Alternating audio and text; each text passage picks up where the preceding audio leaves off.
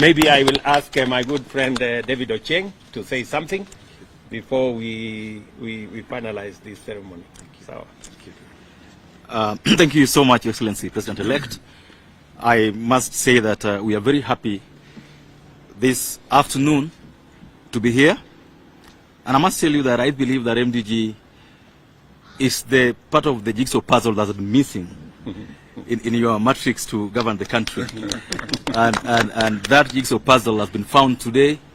And like you've said, it's going to be smooth sailing now going forward, because we as MDG believe that most of the things that are in our manifesto, the things that we want to be done to make this country livable, to lower living standards for our people, I mean to make living in this country bearable for our people, to improve agriculture, to improve infrastructure, to ensure that education is as cheap as it can be, lie at the heart of the Kenya Kwanza manifesto.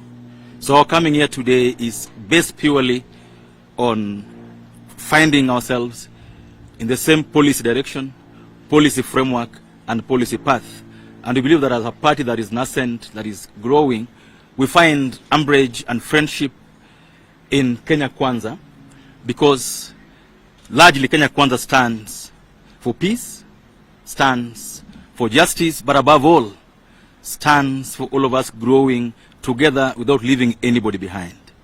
We can never, as a country, grow if even a single part of the country, and I'm impressed by the fact that you've promised us in our discussions that you're not going to leave anybody behind as you go out in implementing the Kenya Kwanza manifesto. Number two, and also most importantly, is that as a country, this need to nurture leaders. As we grow the country, we must move from independence through post-independence into the future. And that future can only be there if there's room for nurturing young leaders going forward. I believe that working with you as a party, working with Kenya Kwanza leadership, and I've spoken to all the other party leaders in Kenya Kwanza, I find myself in a place where I'm going to learn so much how things are done and how they are done well. We believe that Kenya Kwanza believes in running an accountable government, a government that respects human rights and the rule of law, a government that stands for justice. And as MDG, as we come in, we will continue insisting, like we've done in our discussions, that nothing will be done out of the legal framework. And so even as the cases are in court today, I mean, as David Ochieng, I was elected in Uganda, I'm going to be sworn in next week. Yesterday we saw 45 governors being sworn in. All these elections were done by the IEBC. We cannot pick and choose which results we accept and which ones are wrong. There's only one IEBC in the country. This same IEBC did the elections for all the other seats, including the presidential one. And so I want to urge the country that we only work best if we believe that the institutions that we've set for us are up to the task. We cannot be saying that all the 45 governors and all the 290 constituency MPs and all the MCAs that were elected are good to go. And we saw all the leaders yesterday going for the swearing-ins of these leaders.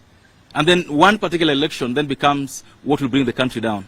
And to beseech Kenyans that this is not the first time we are seeing a petition going to Supreme Court for decision. Let's wait for the court's decision. Let's accept it when it comes.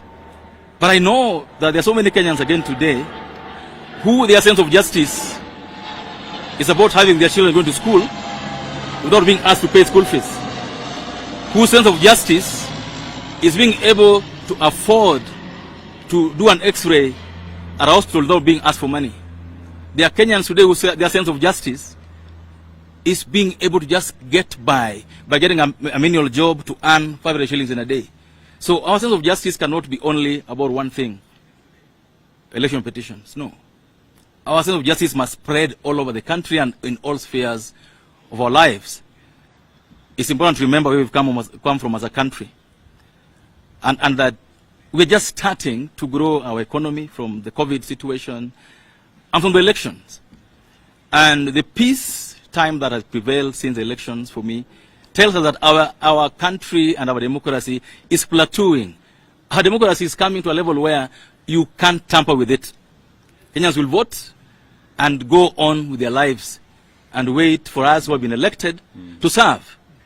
And so as I end this, I want to request all of us who have been elected in these just elections that our job is to serve the country, not to enrich ourselves, not to buy big cars, not to feel good that we are governors or senators or MPs, but to make this election count by ensuring that we meet our end of the bargain, that all that we promised Kenyans are waiting.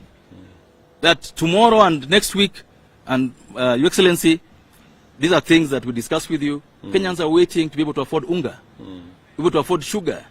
Kenyans are waiting that when we go back to school, the children will not be sent back home.